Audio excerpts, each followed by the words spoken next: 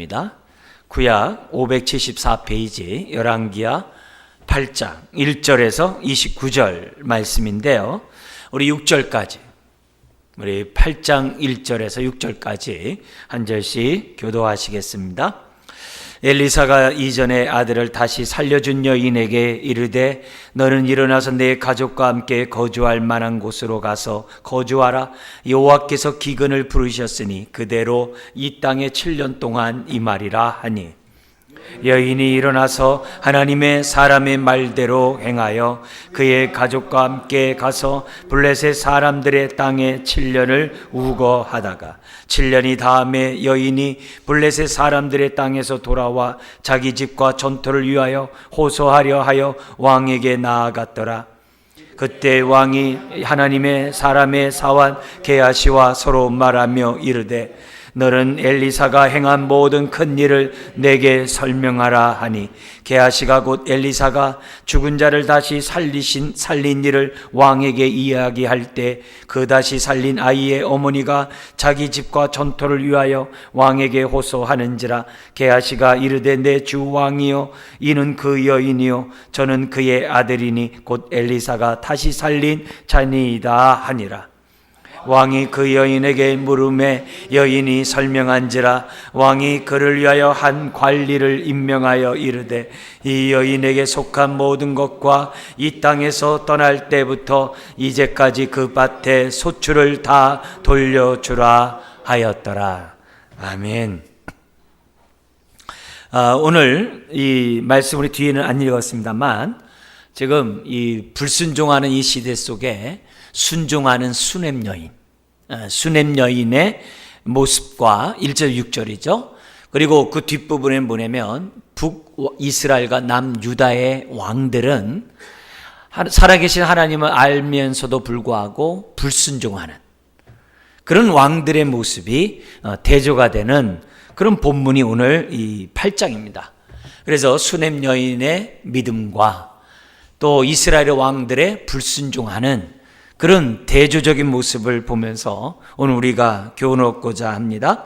무엇보다도 우리가 이 가장 이제 몇 가지 교훈을 먼저 얘기한다면, 수넴 여인을 통해서 하나님은 믿음으로 살고자 하는 자를 결코 외면하지 않으세요. 그리고 세밀하게 돌보시고 인도하신다는 것을 수넴 여인을 통해서 우리들에게 가르쳐줘요. 그래서 이 믿음 없는 이 세대 속에, 불순종하는 세대 속에 믿는 자로서 우리가 살아가자. 현실이 잘 나가고 현실이 안전하고 현실이 이렇게 풍성하다고 다가 아니에요. 끝이 좋아야 돼요. 그리고 우리의 영혼이 하나님 은혜 가운데 평안해야 돼요. 외적인 것에 속지 말아야 됩니다. 두 번째로 뭐냐면은 이 불순종하는 이 왕들을 이렇게 보면서 그들이 서로 야합을 하고 연합을 하고 평화를 운운해요.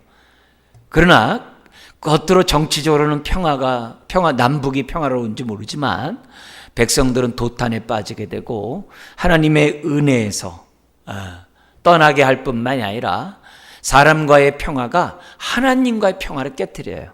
여러분, 세상이 어떠하든지 간에 하나님과 우리는 화평해야 돼요. 화평해야 돼요. 그것을 배우게 하는 것이 오늘 본문입니다. 그리고 이제 세 번째는 죄의 능력은 생각보다 강해요.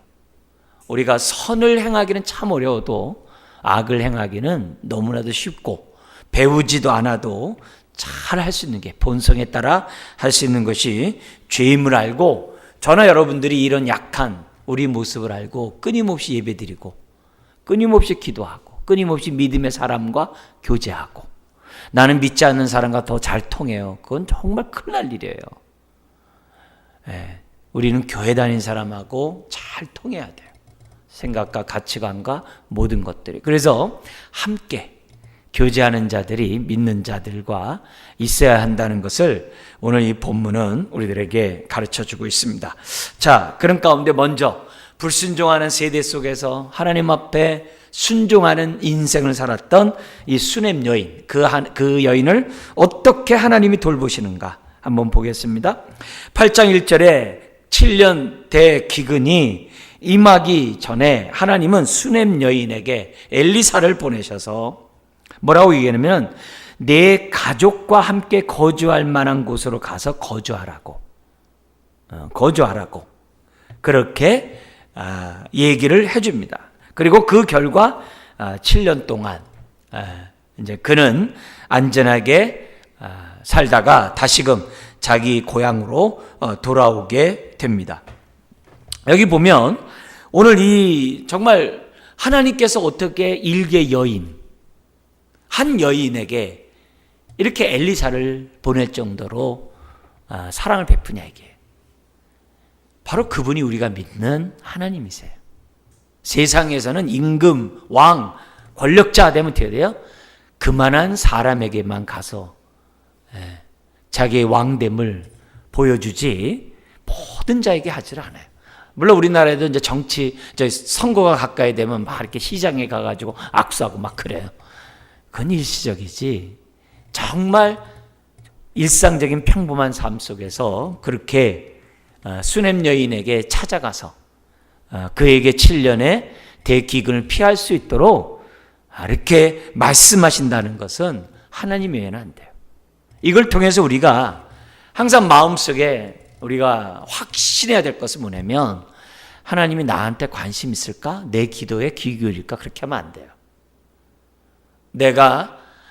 내 기도가 하나님 앞에 상달되지 않는 것 같고 하나님이 내 기도를 안 들어주시는 것 같은 느낌이 있다 하더라도 그 느낌보다는 오늘 이 말씀에 믿음을 가지셔야 되는 거예요. 하나님은 우리의 작은 신음에도 응답하신다고 말씀하셨어요. 나의 아버지세요.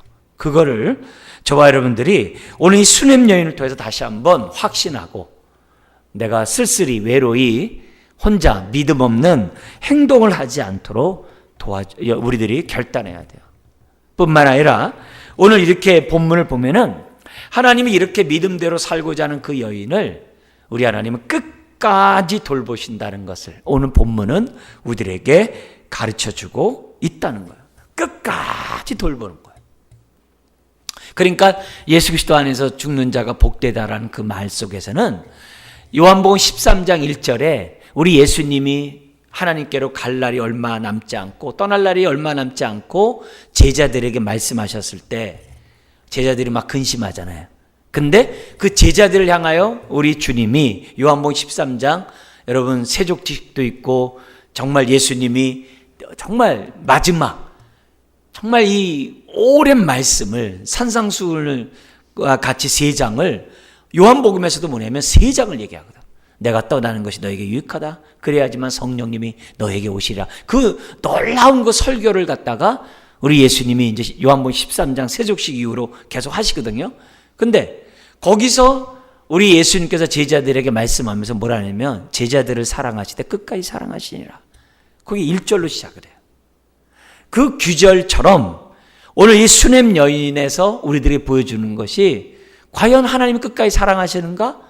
예수님이니까 제자들을 사랑했겠지? 그렇게 하는 게 아니라 수냄 여인을 끝까지 사랑하시듯이 저와 여러분들이 끝까지 사랑하신다는 거예요.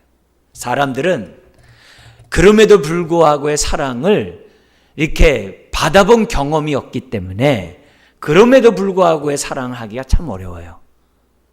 그러나 우리가 하나님의 그럼에도 불구하고의 그 사랑을 우리가 딱 깨달으면은 사람들에게 그럼에도 불구하고의 사랑을 하려고 해요.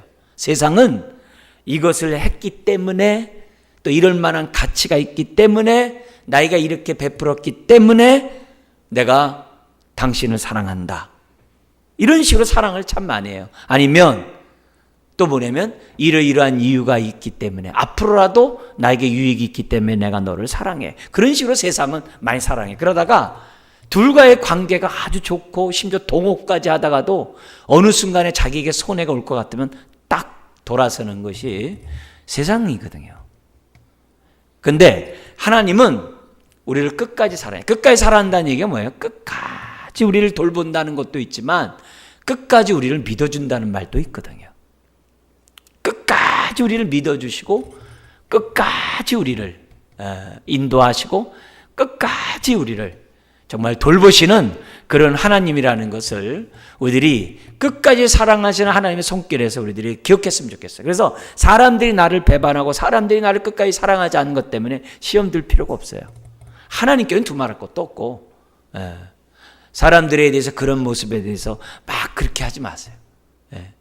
오히려 그런 모습을 보면서 하나님, 나는 그럼에도 불구하고의 사랑을 할 수 있도록, 하나님의 사랑을 아는 자로서 살아갈 수 있도록 나에게 은혜를 달라고 기도하셔야 돼요.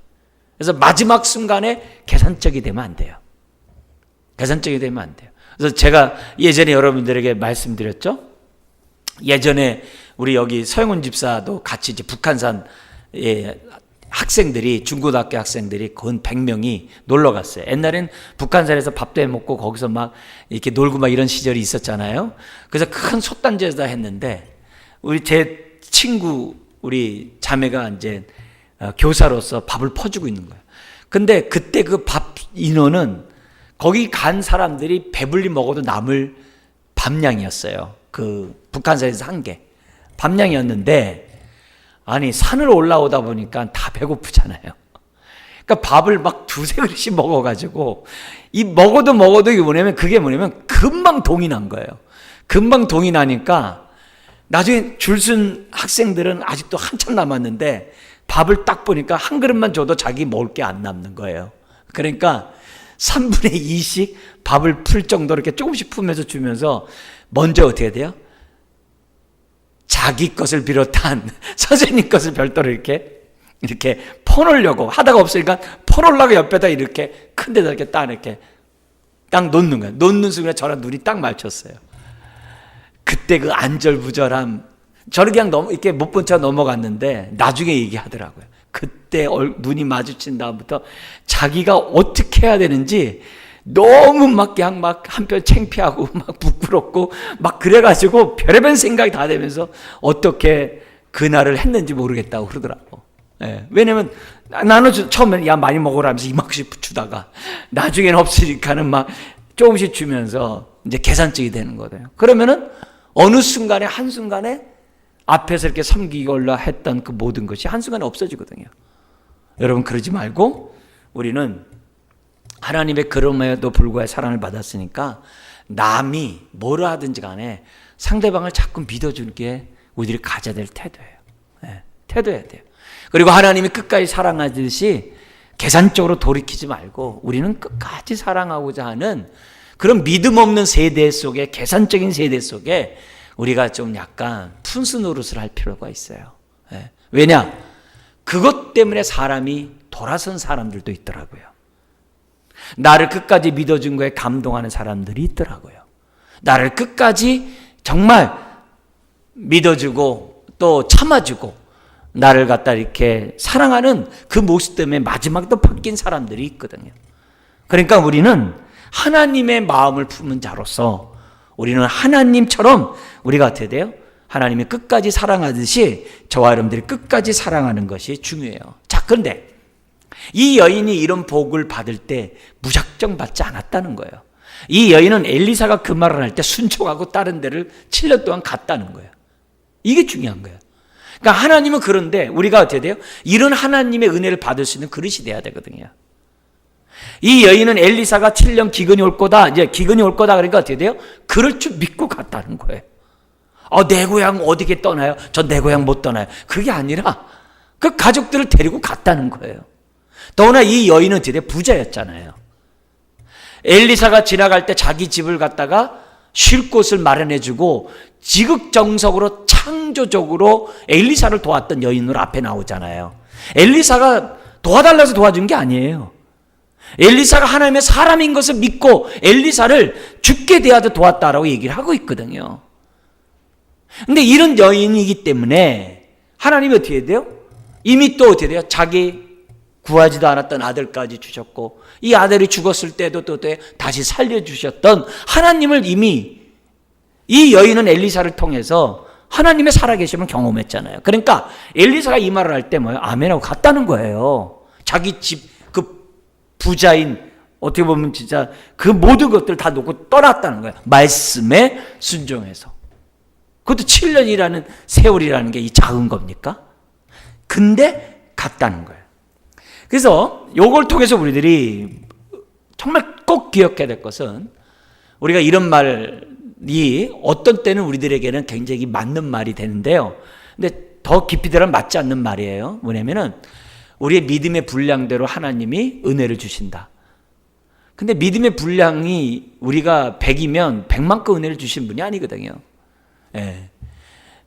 차고 넘치도록 주시는 분이 우리 하나님이거든요.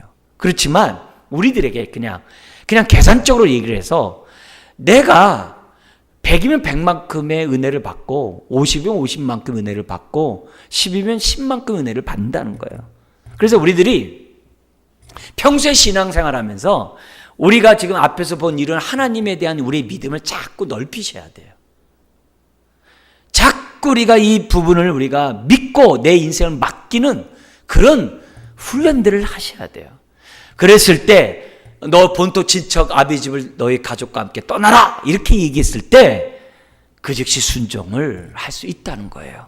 그래서 이 여인은 이미 과거의 그런 경험이 오늘의 순종으로 이끌었다는 거예요. 그래서 오늘 우리들이 정말 우리의 추수감사절 이런 마련해서 맞이해서 하나님이 나에게 주신 복이 뭔지를 깨닫는 것이 굉장히 중요해요. 왜냐하면 깨닫고 감사하면요, 그것을 계속 누릴 수 있도록 은혜를 주세요. 그래서 자꾸 인정하고 영광을 돌리셔야 돼요. 아, 이건 우연이야. 아, 이건 뭐 내 능력으로 된 거야. 그렇게 하면은 은혜 못 받아요. 복 못 받아요.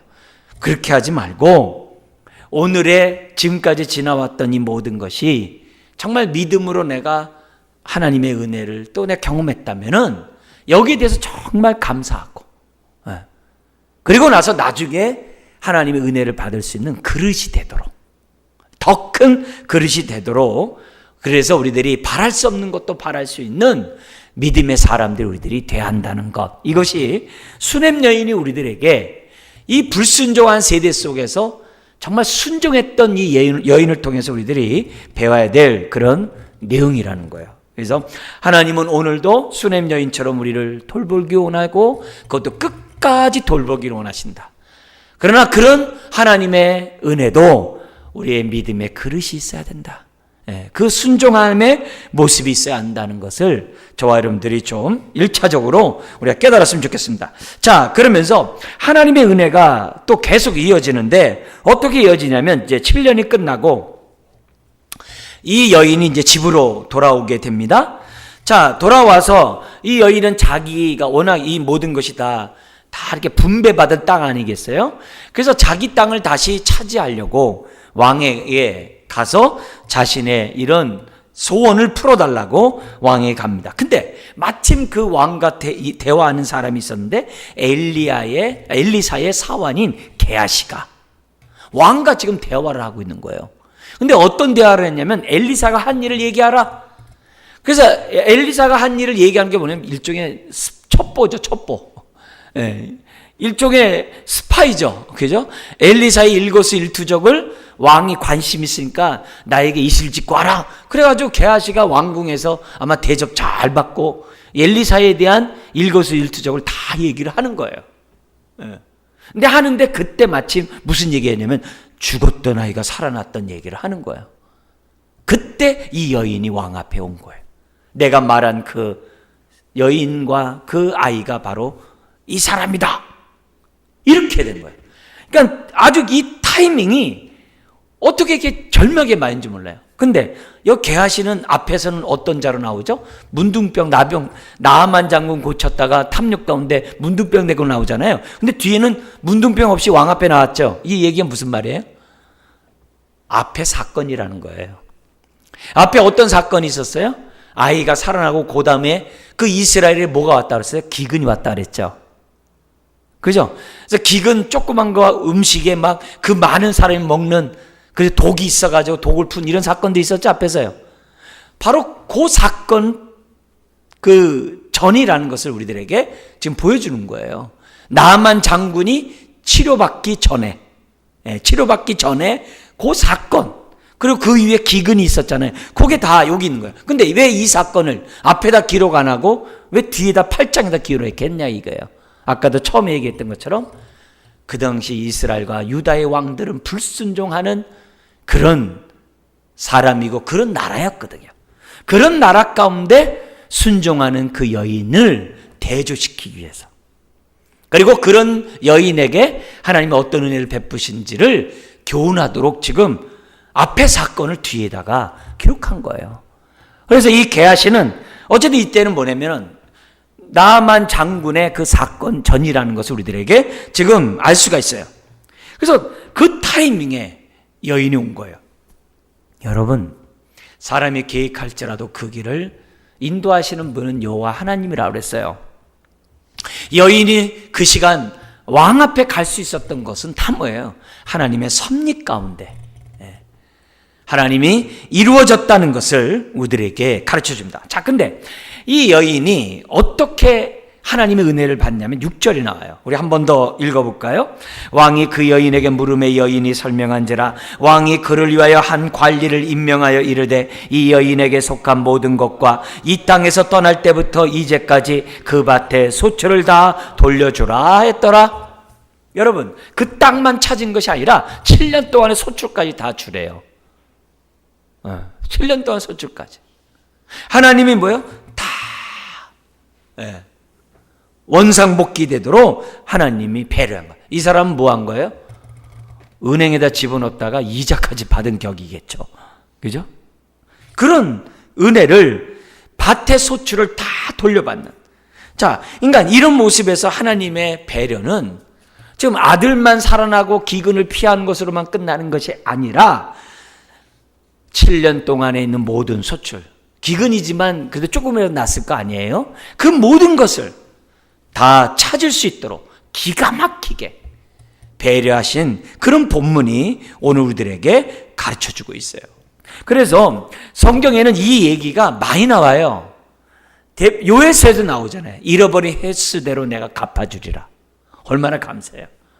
우리 이런 얘기 하잖아요. 내가 조금만 더 젊었을 때 예수 믿었으면 얼마나 좋을까.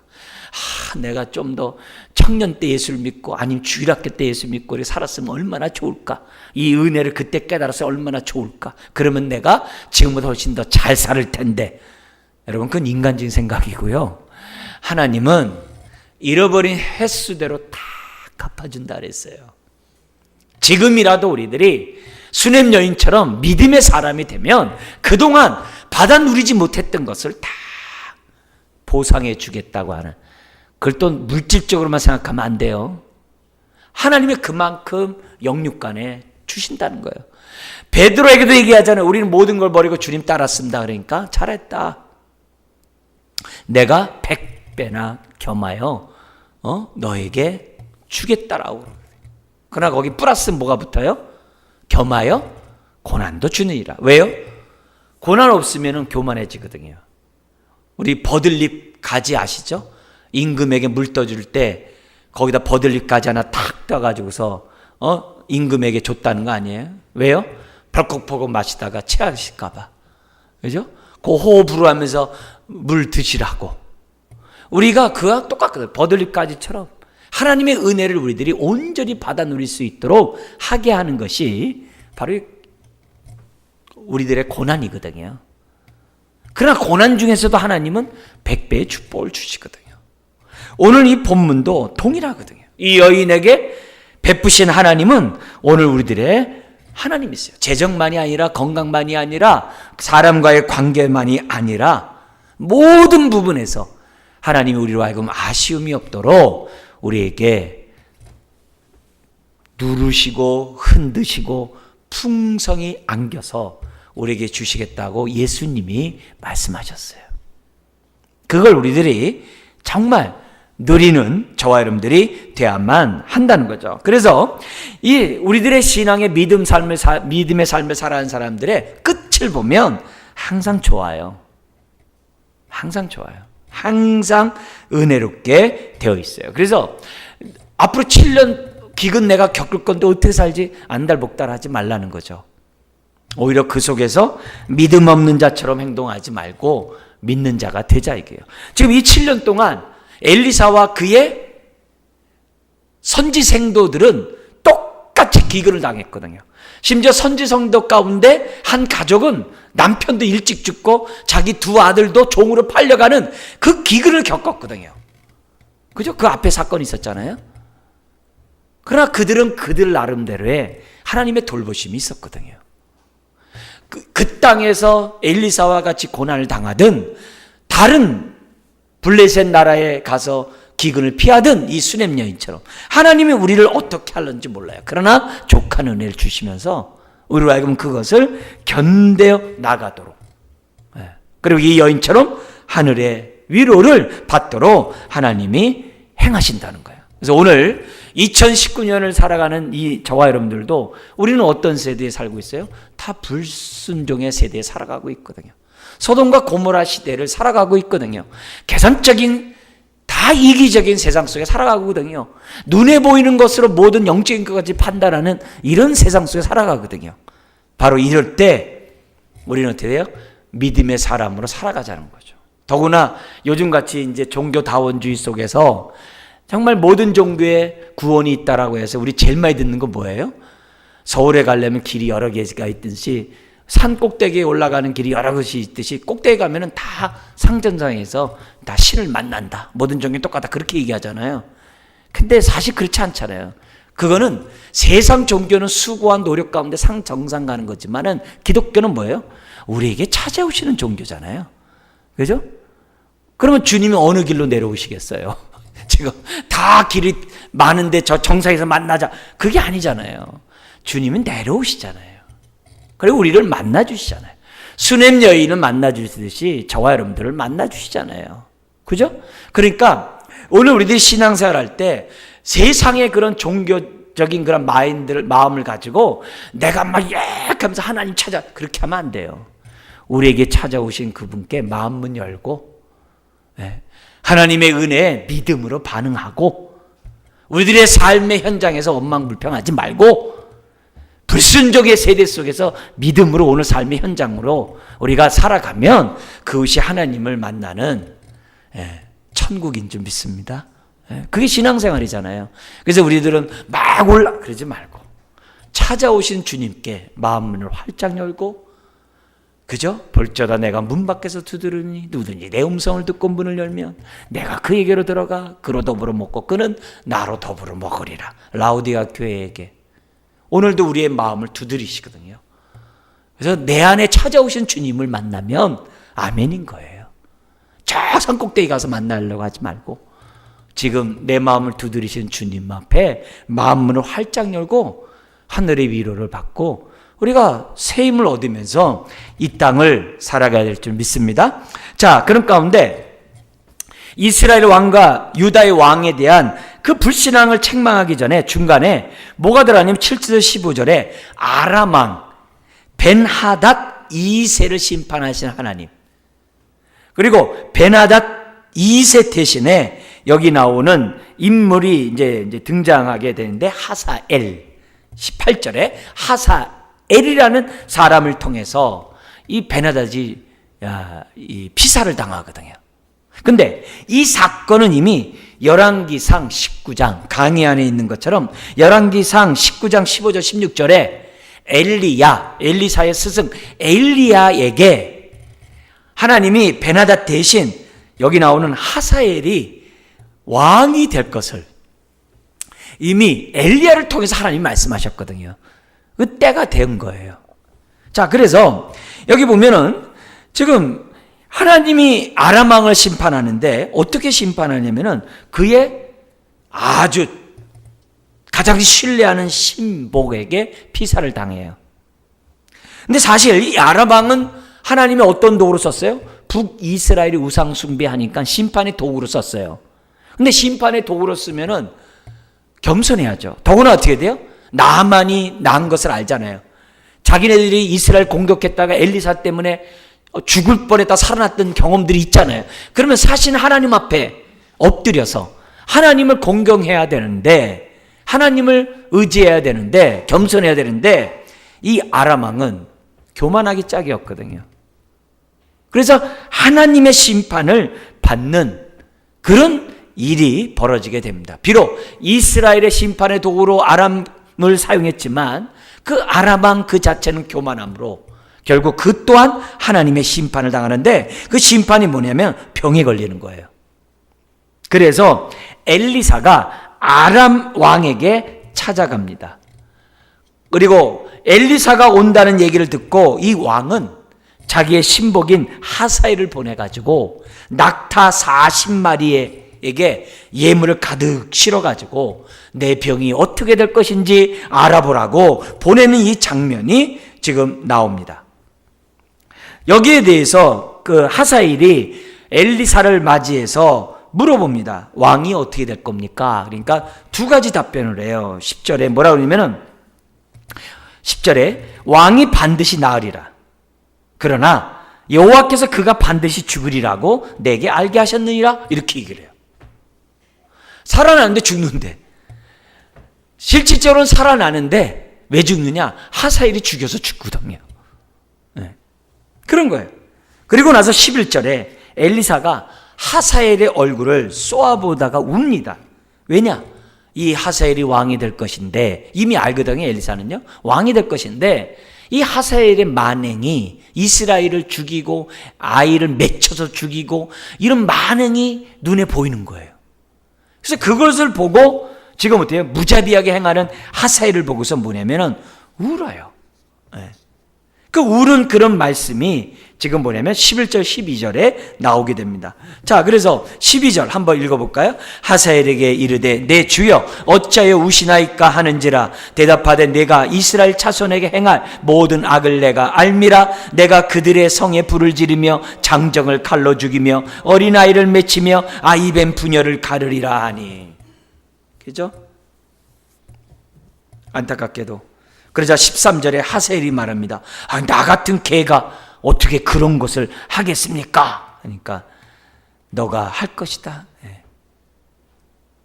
그리고 나서 이 하사엘이 지금 뭐냐면 14절에 왕에게 가서 왕이 반드시 살아난다 하더이다. 근데 그 다음날 15절 한번 읽겠습니다. 그 이튿날에 하사엘이 이불을 물에 적시어 왕의 얼굴을 덮음에 왕이 죽은지라 그가 대신하여 왕이 되니라. 이미 신복이지만 군대 장관같이 군사력을 다 자기가 다 이미 자기 사람을 해놨겠죠.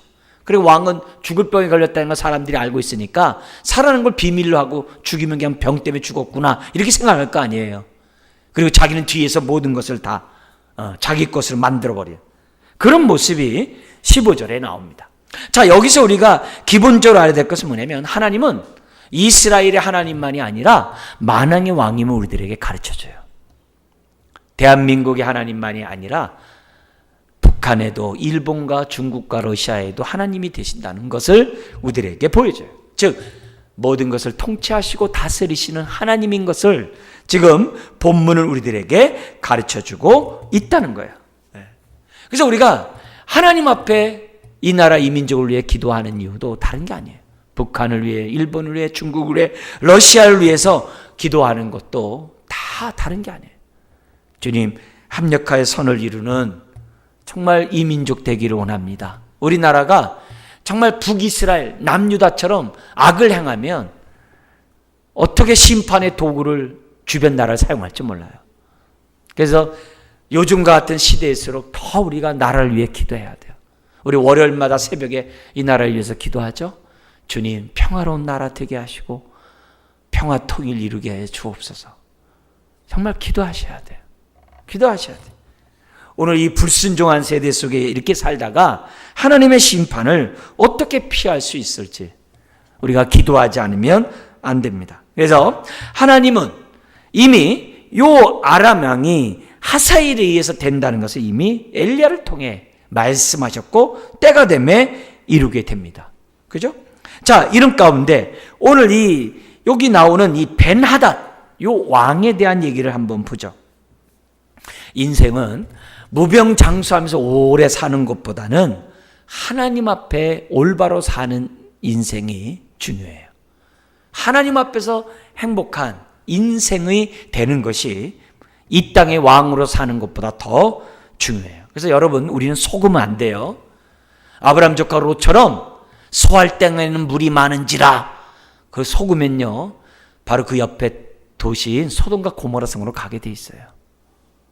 우리 그렇게 신앙생활은 안 돼요. 세상 사람들이 소유와 지위 때문에 우리를 시험할 때 넘어가면 안 돼요. 우리는 소유와 지위에서 자유로움을 받아야 돼. 거기에 내가 눌리면 사탄이 언제든지 나를 갖다 까불어요. 우리 어렸을 때 애 이제 기저귀도 안 채워놓고 막 이렇게 키울 때, 뭐 요즘 그런 건 없습니다만 옛날에 키울 때 애가 응가하고 나면 막 애가 소화가 잘 됐나 보다 기쁨으로 응가를 치잖아요. 그러면 여름에 어떻게 해야 돼요? 거기 뭐가 와서 앉아요? 파리가 윙 해가지고 거기 와서 딱 앉잖아요. 청소했는데도. 죄가 있는 곳에는 사단이 틈타게 돼 있어요. 우리가 세상 유혹에 휘둘리면 언제든지 치고 들어오게 돼 있어요. 따라오게 돼 있어요. 그래서 스스로 냄새 풍기면 안 돼요. 스스로 우리가 이 세상의 가치관에 우리가 속으면 저와 여러분들이 안 된다는 거예요. 더구나 이 베나다는 벌써 나만 장군이 낳았잖아요. 그리고 엘리사가 있다는 거 알잖아요. 엘리사를 통해 하나님이 있다는 거 알잖아요. 그러면 이 병이 낫겠습니까? 안 낫겠습니까? 이렇게 할 게 아니라 하나님 저 좀 살려주세요 하고 회개했어야죠. 내 병이 낫겠습니까? 안 낫겠습니까? 예물을 낙타 40마리로 가득 씌워서 갖고 온 뭐예요? 하나님이 그런 거 기뻐하시겠어요? 모든 게 다 하나님 건데? 근데 이 베나닷은 어떻게 돼요? 하나님께 많은 예물을 드리면 하나님이 응답해 주겠다라고 착각한 거죠. 착각한 거죠. 회개만이 살 길인 것을 몰랐던 거죠. 그런 의미에서 오늘 우리가 응답받으려면 하나님의 방법으로 응답받아야지 예물을 많이 드린다 응답받으면 안 돼요. 예를 들면 하나님 내가 주를 위해 이렇게 봉사했잖아요. 헌신했잖아요. 응답해 주세요. 그렇게 하면 안 돼요. 내가 주님의 은혜 가운데 이렇게 봉사도 하고 헌신도 하고 많이 섬겼지만 하나님 원치 않게 병에 걸렸네요. 하나님 내가 혹시 내가 하나님 앞에 교만한 것이 있어서 이런 병에 걸렸다면 용서하시고 저로 하여금 이 병에 눌리지 않고 병 중에서도 하나님을 주신 자도 하나님이요 거둬가신 분도 하나님들 알고 원망과 불평하는 게 아니라 이 병 가운데서도 하나님을 섬기기 원합니다. 섬길 수 있도록 은혜를 더하여 주세요. 그러다 건강 주면 할렐루야 하고 안 주더라도 어떻게 돼요? 그 가운데서 하나님을 섬기면서 우리들이 살아가고 그리고 또 그런 것이 우리가 죄 때문이 아니라 여러 가지 환경적 요소나 여러 가지 요인 때문에 내가 병에 걸렸다고 한다면 주여 감당할 수 있는 은혜를 달라고 그래도 치유해 달라고 하나님 앞에 합법적으로 정말 부르짖을 수 있는 우리들이 되지 않겠어요? 병만이겠어요? 다 직업의 문제, 여러 가지 이 삶의 많은 기도 제목들 그런 걸 앞에서 우리가 응답받으려면 하나님의 방법을 응답받아야지 하나님 내가 이렇게 섬겼으니까 응답해 주세요. 내가 이렇게 하나님께 드렸으니까 응답해 주세요. 그렇게 하면 안 돼요. 시편 50편처럼 내가 황소로 배부를 줄 아냐? 내 이 모든 것이 다 내 것이니라. 너는 너의 삶 속에서 하나님 말씀을 뒤로 제껴놓고 지금 와서 나에게 이렇게 황금 이 송아지를 나한테 주면 내가 기뻐할 거라 생각하냐? 아니라는 거죠. 오늘 우리가 응답받는 사람으로 수냄 여인처럼 복을 받고 우리가 살아가려고 한다면은 세상의 뇌물로 하나님을 뇌물로 이렇게 세상의 뇌물처럼 하나님께 뇌물 줘서 응답받으려고 한 태도는 우리가 조금이라도 가져서는 안 되겠죠. 물론 그것을 아까 수냄 여인처럼 귀하게 보신다 그랬어요. 그걸 부인하자는 게 아니에요. 오늘 우리들이 응답받는 길은 하나님의 방법으로 회개가 필요할 때는 회개하고 깨끗한 마음으로 해야 돼요. 그래서 저와 여러분들이 정말 오래 사는 것보다도 늘 하나님의 임재 속에 믿음으로 사는 것이 중요하고 그리고 베나다처럼 이렇게 예물을 드리면서 묻기만 하지 말고 하나님의 방법으로 어떻게 이 문제를 해결할지 나에게 지혜를 달라고 깨닫게 달라고 기도하면서 우리가 응답 받아야 될 줄 믿습니다. 여러분 수예배 나왔기 때문에 공치사하면 안 돼. 하나님 앞에 이 자리에 나온 것도 하나님의 은혜인 줄 믿습니다. 앞으로도 은혜로 내가 살아가겠습니다. 하나님 우환을 막아주고, 수냄 여인은 7년의 우환을 막아주셨잖아요, 하나님이. 그리고 7년 동안 못 받았던 소출 다 받았잖아요. 하나님, 구하지 않은 것까지 주시는 그 하나님 앞에 내가 잃어버린 횟수대로 갚아주시는 은혜 가운데 내가 살아갈 수 있도록, 복의 통로가 되도록 은혜를 달라고 오히려 우리는 하나님 앞에 기도해야 될 줄 믿습니다. 자, 그리고 나서 16절부터 29절에 북이스라엘의 왕과 남유다의 왕에 대한 이 불순종한 이 모습을 우리들에게 보여주고 있는데요. 북이스라엘처럼 남유다도 타락의 길로 갔어요. 왜 그랬다고요? 아합 왕의 딸을 며느리로 삼고, 그 며느리와 난 그 아들은 여전히 또 어떻게 돼요?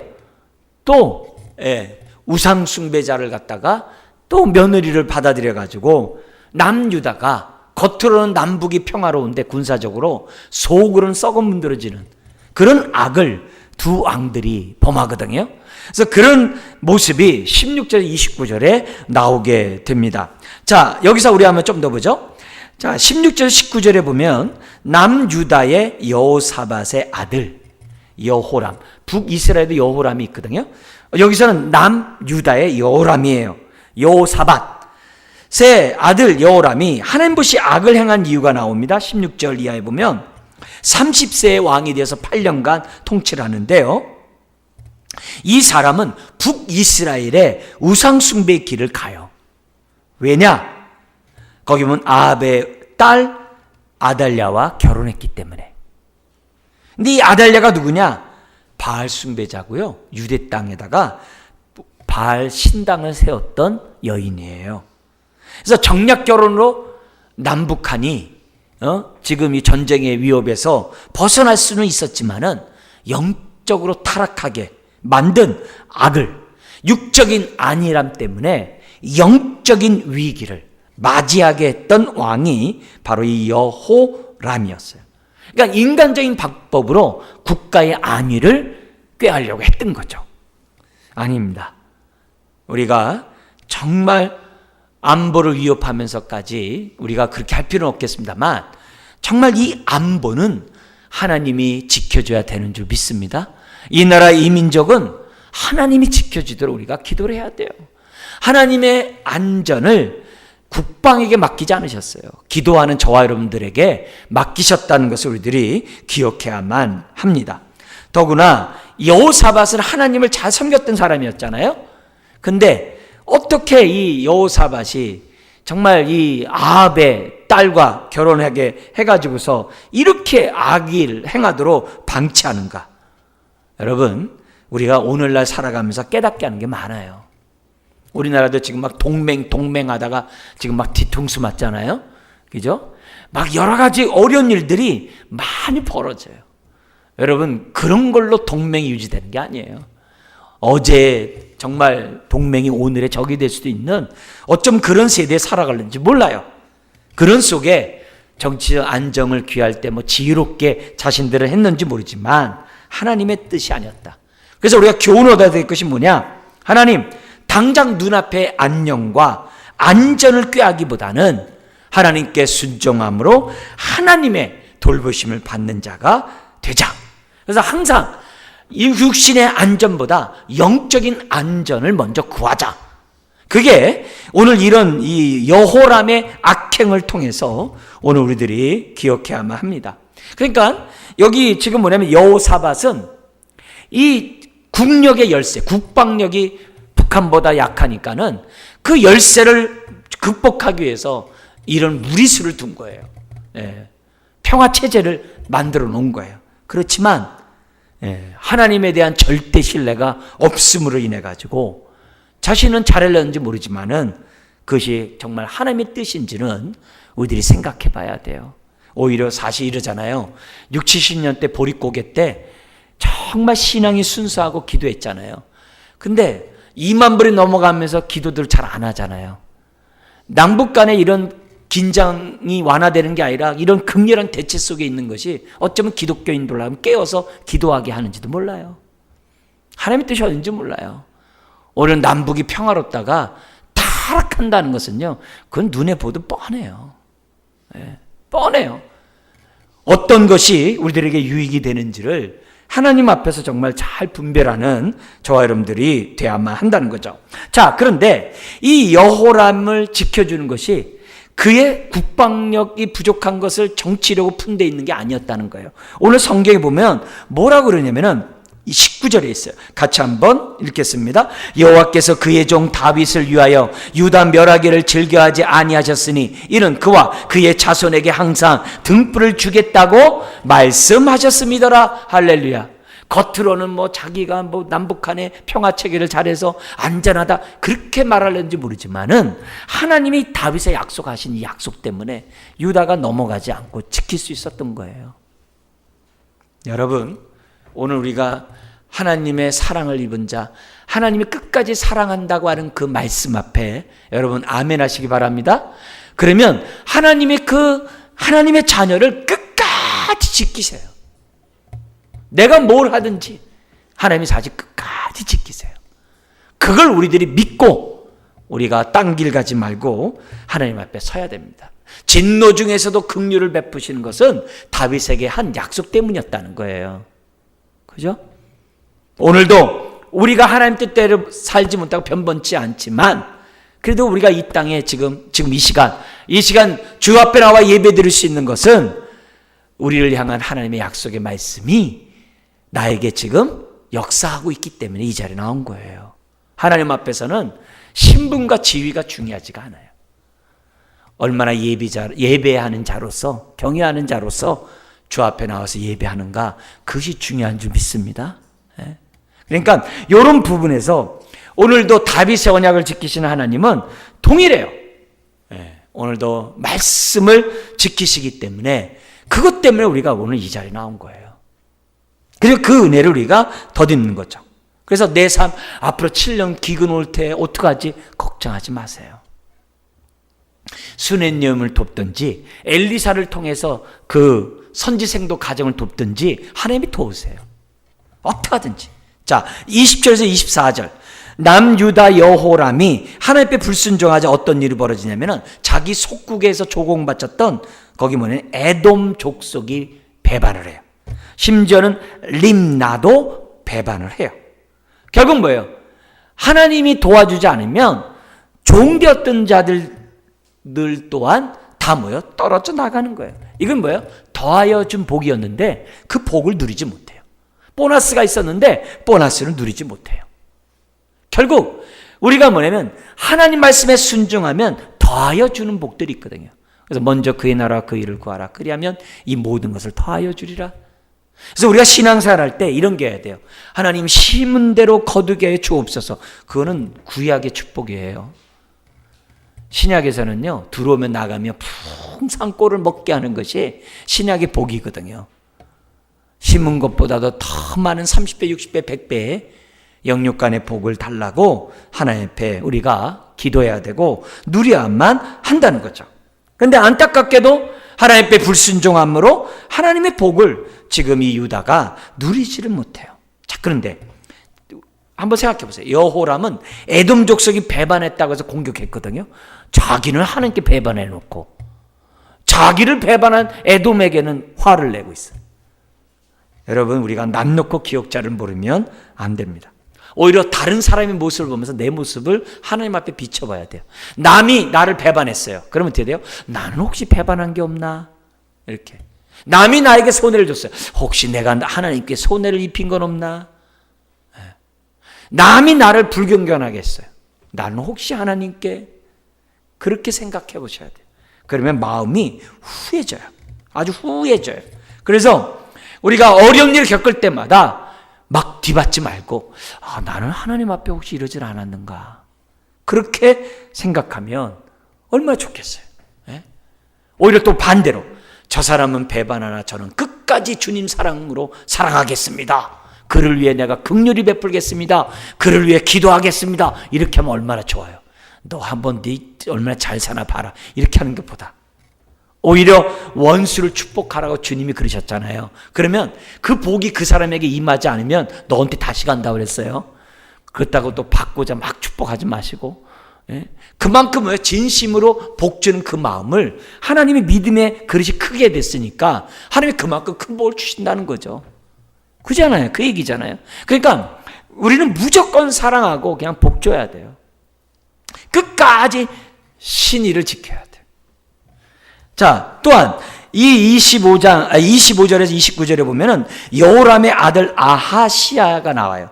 그는 1년만 통치를 했어요. 그리고 예후에 의해서 죽어요. 그래서 오므리 왕조가 끝나요. 근데 이 예후에 의해 죽겠다는 것도 이미 뭐예요? 엘리사가 아니라 그의 스승 엘리야에게 하나님이 이미 예언해 놓으신 거죠. 그래서 예후에 의해서 아하시아가 이제 죽게 되는 그런 모습이 이제 등장하는 장면이 나오게 됩니다. 자, 여기서 이런 부분에 저기 보면은 여기 보세요. 28절 같이 한번 읽겠습니다. 그가 아합의 아들 요람과 함께 길랄라못으로 가서 아람 왕 하사엘과 더불어 싸우더니 아람 사람들이 요람에게 부상을 입힌지라. 그래가지고 어떻게 돼요? 거기까지 아하시아가 문상을 가요. 왜요? 같은 사돈이니까. 그러니까 그만큼 친했다는 거죠. 그러나 친했다는 얘기는 뭐예요? 그만큼 영적으로 어둡다는 얘기죠. 근데 그 북이스라엘이 뭐가 됩니까? 결국 오므리 왕조를 다 죽이는 거예요. 그래서 이 여호람의 아들 아하시아가 악을 행함으로 북이스라엘이 결국 뭐냐면 왕조가 바뀌는 이런 모습이 오늘 본문에 이제 등장하게 됩니다. 자, 여기서 우리가 알아야 될 것은 뭐냐면 이 악은 선보다 더 빠른 영향력을 미친다. 죄악의 능력은 그만큼 크기 때문에 우리가 어떻게 되면 정말 하루라도 죄성을 죽여야 되는데 죄성을 죽이는 방법은 죄성아 죽어라 해서 죽는 게 아니라는 게 갈라디아서 5장에 있는 것처럼 육체 소욕을 죽일 수 있는 것은 성령의 소욕을 좇는 것밖에 없대요. 다시 한번, 육체 소욕을 죽일 수 있는 길은 성령의 소욕을 따르는 것밖에 없어요. 그럼 뭐냐면 미워하지 않게 해주세요. 미워하지 않게 해서 그럼 미워해. 반대로 해야 돼. 용서합니다. 사랑합니다. 반대로 해야지만 내가 미워하지 않게 된대요. 그렇게 성경 얘기하고 있어요. 그러니까 오늘 우리가 이걸 내가 알아야 돼. 가만히 있으면 우리는 악에 물들어요.